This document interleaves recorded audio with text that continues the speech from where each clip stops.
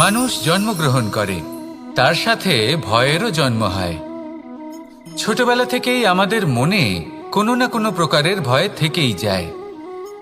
কেউ এই বিষয়ে ভয় পায় যে তার কোনো বস্তু তার থেকে দূরে চলে যাবে।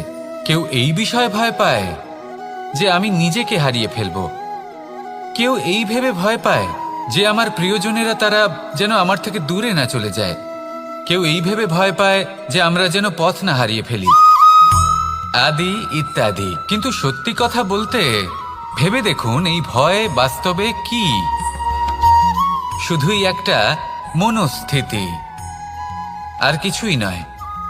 যা কিছু আপনি জীবনে পেয়েছেন তা একদিন আপনাকে হারাতে হবে।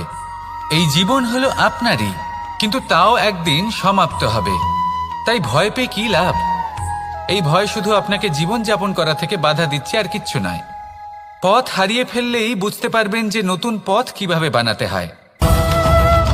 কিছু মানুষকে জীবন থেকে হারালে তবেই আপনি বুঝবেন যে আপনার আপনজনকে। এই ভয়ের কারণে ভীত হয়ে থাকবেন না। এই তারা নক্ষত্র অন্ধকারের অভাবে গুরুত্ব হারায়। শিবকেও মহাদেব হওয়ার জন্য বিষপান করতে হয়েছিল। প্রত্যেক পরিস্থিতি, প্রত্যেক সাফল্য আপনার পরীক্ষা নেবে। তাতে উত্তীর্ণ হওয়া হলো আপনার কর্ম। যখনই আপনি ভয় পাবেন বা সংকটের সম্মুখীন হবেন, তখন সাহসের সাথে তার সম্মুখীন হন। মনে রাখবেন, যে সম্মুখীন হতে জানে সাফল্য তার সাথে সবসময় থাকে। আসুন আর আমার সাথে ভালোবেসে বলুন, রাধা রাধা।